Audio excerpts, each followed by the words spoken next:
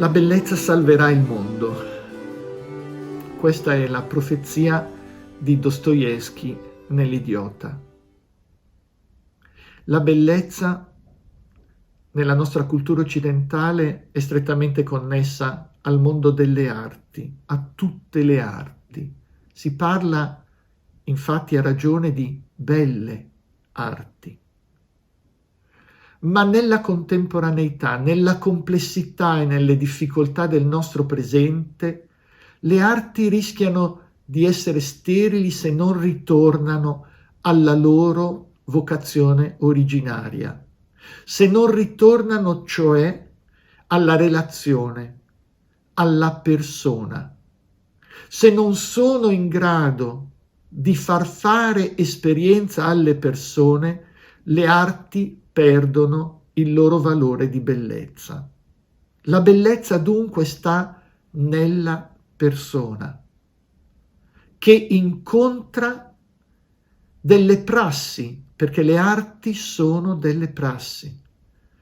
E queste arti sono coinvolte con la quotidianità delle persone e diventano così paradigmi del loro abitare il mondo. La bellezza salverà il mondo perché procurerà pace. La parola mir in russo significa tanto mondo quanto pace. E forse questo Dostoevskij aveva in mente con la sua frase lapidaria e conosciuta in tutto il mondo. La bellezza, pertanto, insieme alle arti, renderà splendente e gloriosa la persona. Buongiorno, per parlare di nuova Bauhaus volevo darvi il mio punto di vista su che cosa è stata la Bauhaus per noi.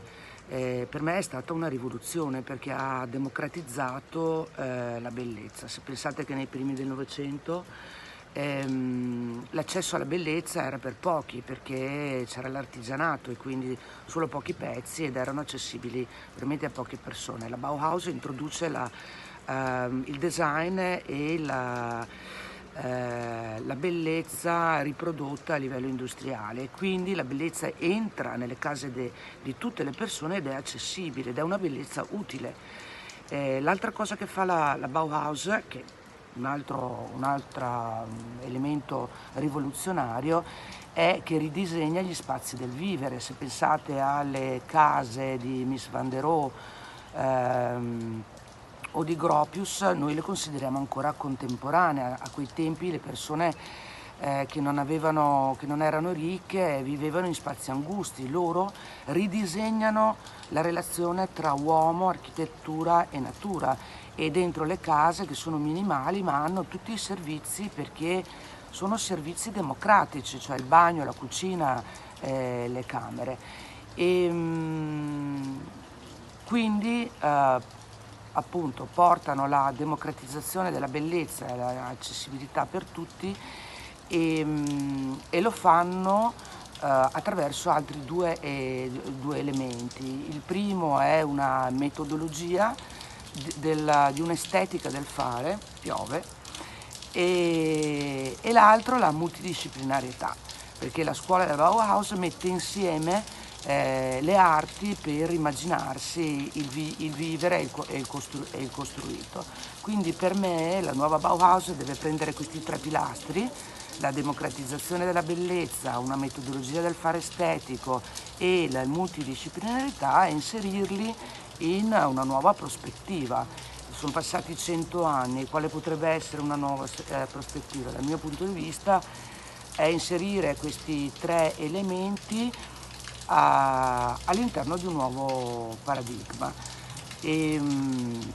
dove il progettare gli spazi e i servizi del nostro vivere insieme non è più sorretto da un pensiero lineare, ma da un pensiero sistemico, dove si costruisce il nuovo, il futuro, guardando e riprogettando le relazioni tra gli elementi, per cui tra essere umano e ambiente, tra costruito e naturale, tra dentro e fuori, tra me e chi vive in un altro continente, cioè uno sguardo interconnesso. Solo così riusciremo a sviluppare un design del vivere integrato e sostenibile, e questa per me sarà la sfida della nuova Bauhaus. Una bambina che si ferma al centro della stanza, gli occhi che non contengono le lacrime, li vedi che sono prossimi all'esplosione, e alla fine lo dice. È stata lei a rompere la lampada in salotto con una pallonata, stava giocando a essere Roberto Baggio. Tenerezza, ma pure onestà, sogni, bellezza. Un piccolo cane, piccolo di età, che dorme al caldo di una coperta in una giornata invernale. Fuori il freddo, le persone che vanno, vengono, le auto, gli incidenti, la folla. Lui dorme, non conosce preoccupazioni. Pace, bellezza. Notre Dame, bellezza, ma anche Notre Dame che brucia. Stupore, dolore, bellezza.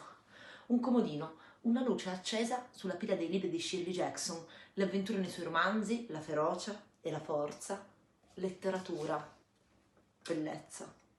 Ritrovarci in una storia, sentire che parla a noi, di noi, fare il tifo per un personaggio immaginato, piangere per quella finzione, ridere, restare in attesa, empatia, fantasia, bellezza. Una madre entusiasta ma anche una infelice, una madre che vorrebbe fuggire e una che desidera restare, una madre che non può essere madre, una madre. Bellezza. Una giovane donna che denuncia, fiera, senza paura e vince. Coraggio, giustizia, bellezza. Torino che si risveglia, le saracinesche si alzano come sbadilli del mattino, un ragazzo lava le sedie e i tavoli del suo locale, un altro è in cucina, il ragù è sul fuoco. Ripresa, bellezza. Un giovane uomo ritto sull'ultima collina, le pagine di Beppe Fenoglio, resistenza, bellezza.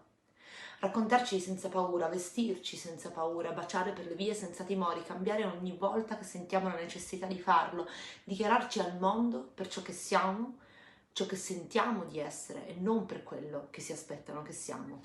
Libertà, bellezza. Un corpo stanco, esausto dal tempo ma vivo, un corpo che si nasconde, che si sottrae, che si rifiuta di mostrarsi, un corpo dimenticato, un corpo insultato e un corpo giudicato, ma vivo. Fragilità, bellezza. La pietà che se ne frega del buonsenso, che ignora la rabbia, che non si arrende all'ego, misericordia, bellezza. La bellezza è un barattolo, ciascuno ha il proprio. Ci spostiamo nel mondo e li riempiamo di tutto quello che ci meraviglia. Ma non esiste vera bellezza se non esiste amore, perché la bellezza è quando c'è posto per i barattoli di tutte e tutti.